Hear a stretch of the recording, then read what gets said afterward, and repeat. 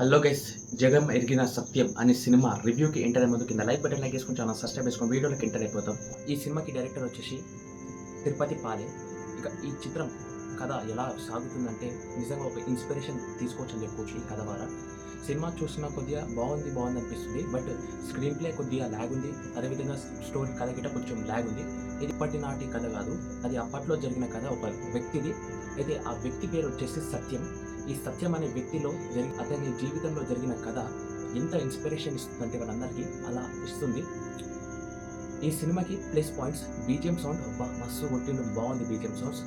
Minus points వస్తే fighting ఉంటుంది, మిగతా మొత్తం బాగుంటుంది. కొద్దిగా ఫస్ట్ హాఫ్ కొంచెం ల్యాగ్ అనిపిస్తుంది, సెకండ్ హాఫ్ బాగుంటుంది.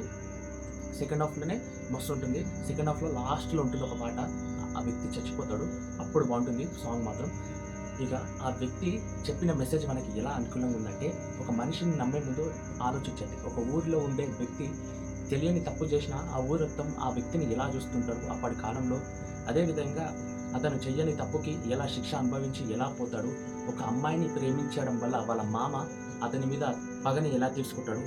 అదేవిధంగా ఒక మంచి లవ్ స్టోరీ, ఒక మంచి ఇన్స్పిరేషన్. ఎంతమంది ఏమన్నా ఎలా బతకాలో అలా బతుకుతుంటారు ఆ సత్యం వాళ్ళ కుటుంబం. సినిమా మాత్రం బాగుంది, నాకు మాత్రం నచ్చింది. దీని నుంచి ఒక గుణపాఠం నేర్చుకున్నాను, బాగుంది. ఈ సినిమా నాకు నేర్పించిన ధర్మంలో ఒక ధర్మం చెప్పాలనుకున్నా. Of course friendship is so important. But ఒక ఫ్రెండ్ని నమ్మే ముందు ఆలోచించుకోండి. ఆ సినిమాలో అలా ఉంది కాబట్టి నేను చెప్తున్నాను. చెప్పడం గిట్ట నా ధర్మం ఉన్నట్టు చెప్పడం. అయితే ఒక వ్యక్తి పక్కన ఒక ఫ్రెండ్ ఉంటాడు, ఆ ఫ్రెండ్ని నమ్మ ముందు ఆలోచించండి. అంటే అందరు ఫ్రెండ్స్ అంత చిడ్డగా ఉంటాడని చెప్తలేను, కొందరు ఉంటారు, వాళ్ళని మాత్రం నమ్మకండి అంటున్నాను. ఓవరాల్గా సినిమా ఒక మంచి ఇన్స్పిరేషన్, ఒక కథని చూపించింది. కథ లేదనుకోకుండా సినిమా చూడకండి, కొంచెం ఓపిక పెట్టుకుని సినిమా చూడండి, బాగుంటుంది. ఇక నాకైతే నచ్చింది, వన్ టైం వాచబుల్. ఓవరాల్గా నా మాటలు విని ఎంతమంది సినిమా చూస్తున్నారో కామెంట్ చేస్తూ, అదేవిధంగా నేను చెప్పింది మీ అందరికీ ఎలా అనిపిస్తుందో కామెంట్ చేస్తూ, అదేవిధంగా మన ఛానల్ సబ్స్క్రైబ్ చేసుకొని లైక్ చేసుకొని మరిన్ని అప్డేట్స్ చేసుకొని